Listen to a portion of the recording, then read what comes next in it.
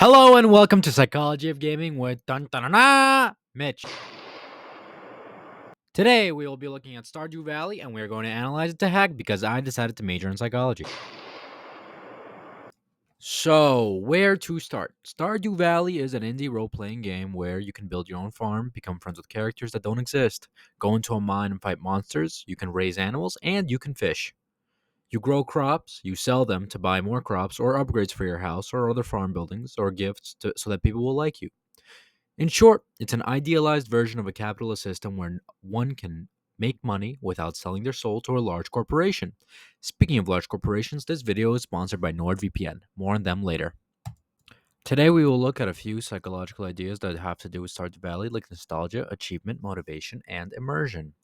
One aspect of Stardew Valley that is noticeable immediately by anyone who plays the game is that it looks old. It is generally 400 by 240 pixels, which is similar to some older games like Sonic Mania and a few Mega Man games. That makes the game perfect for anybody who grew up playing a Game Boy or a DS or any of the old pixel games. This nostalgic form of game is there to make you feel like you are once again a child and you get to run away from your adult life to a town where nobody knows your name and you can finally start fresh. This game allows players to grind and create relationships with non playable characters or NPCs, and a player can really get lost in these moments. And even if the player doesn't play the game for a few years, the simplicity of the life and the escape that this game offers draws the player back. This yearning for a simple life and a simpler time is something that an author named Jamie Madigan talks about in his book, Psychology of Gaming. In this book, he talks about how thinking about happy memories while playing video games as a kid brings up positive emotions, which is meant to take you out of your sadness. And of course, in my case, and I think in the case of most adults, I remember using Stardew Valley as an escape for my sadness, and I see myself going back to it now for similar reasons. The memories of connecting with the characters or building my house or reaching the lowest levels of difficult minds is what brings out the nostalgia and positive emotion in myself and other gamers while playing this game. Similar to Jamie Madigan, the psychologist Catherine Loveland found a relationship between the need to belong and the preference of nostalgic products. She had found that people are more likely to choose a nostalgic product if they feel like they don't belong in a situation. This, of course, relates to Stardew Valley because now the feeling of belonging is something that is getting progressively more and more uncommon, and people are finding ways in video games to find a way to not feel ostracized.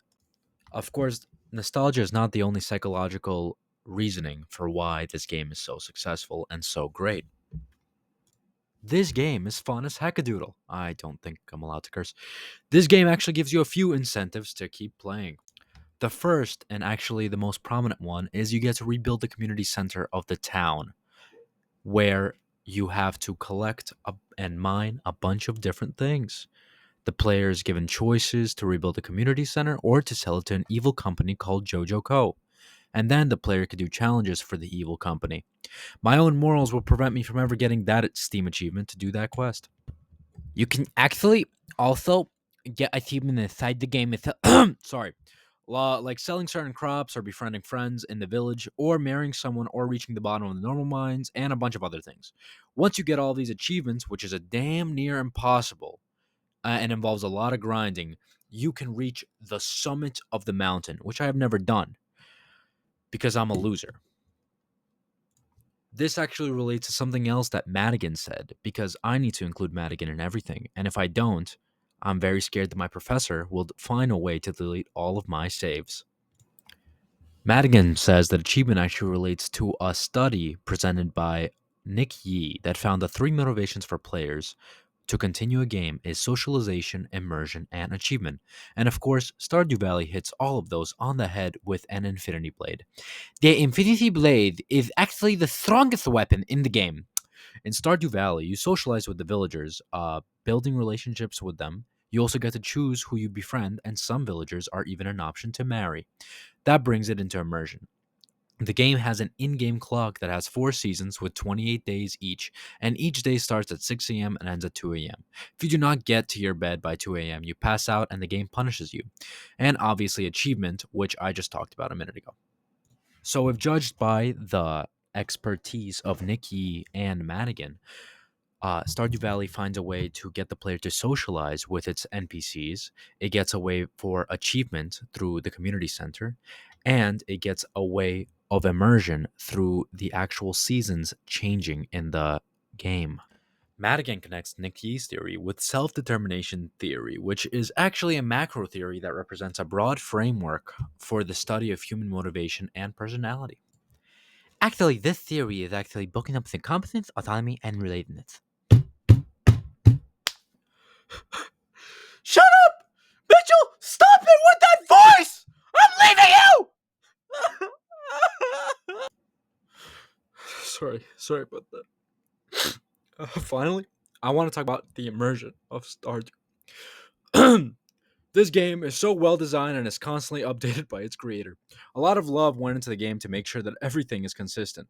Each non playable character has a deep and rich story that you can feel like they actually suffered the horrors of real life. It's darkness that really immerses you into the game. From topics like PTSD to a giant corporation running you out of business to divorce, this game has everything. The creator of the game, Concerned Ape, makes something that a person can get lost in as an escape. And guess what? Madigan also touches on this. Madigan talks about immersion in his book, but he says that experts don't call immersion immersion. No, those nerds call it spatial presence. And spatial presence means you feel like you're actually in the game. And Stardew Valley makes you feel like you're actually in the game because every non playable character or NPC has something that binds them to the real world, some kind of trouble, some kind of sadness, and that makes it feel all the more real. In conclusion, a lot of psychological concepts can explain what makes Stardew Valley so great. Now, let's talk about our sponsor, NordVPN. Did you really think I was sponsored? I mean, are you serious? Have you seen the video? I'm never going to be fucking sponsored. Matter of fact, I'm going to die broke. So, thank you so much for watching. Please like and subscribe, and don't forget to ring that bell. Have a wonderful day.